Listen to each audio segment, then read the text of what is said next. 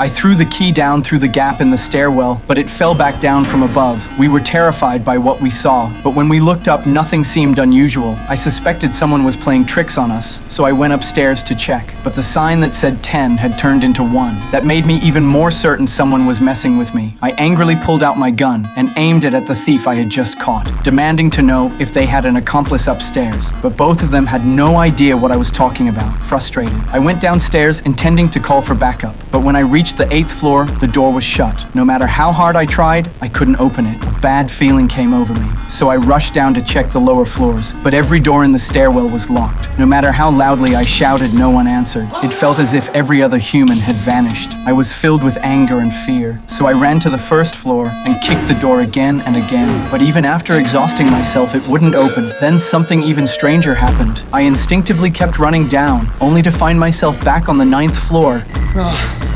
No, esto no puede estar pasando. Eso no puede estar pasando. Esto no es posible, güey. Es el show de la bala, ¿verdad?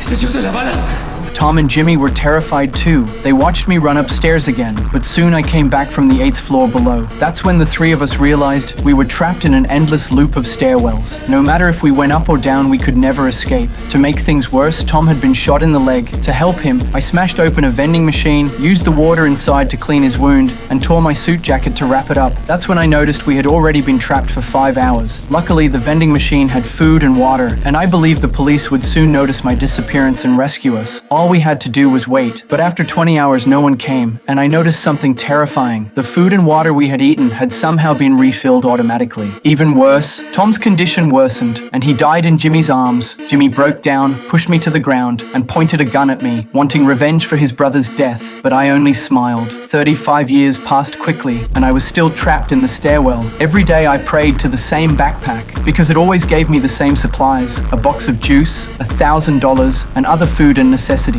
Every day I bathed with bottled water, combed my hair with a toothbrush, and after washing up I put on my headphones and exercised in the stairwell. Then I would eat fruit while reading a book. Jimmy had completely given up on life. He hadn't bathed or exercised in 35 years and had lost the ability to move. After living together for so long, our old hatred had long faded away. Just when I thought this life would never change, Jimmy suddenly lay on the ground screaming in pain. I rushed to his side, but soon he stopped breathing. I was filled with panic and tried to distract myself with exercise, but it didn't work. Soon my mind began to break and I became violent and unstable. I took out my gun wanting to end it all, but I couldn't pull the trigger because the gun was rusted and useless. That's when I realized I would be trapped forever in this endless looping stairwell.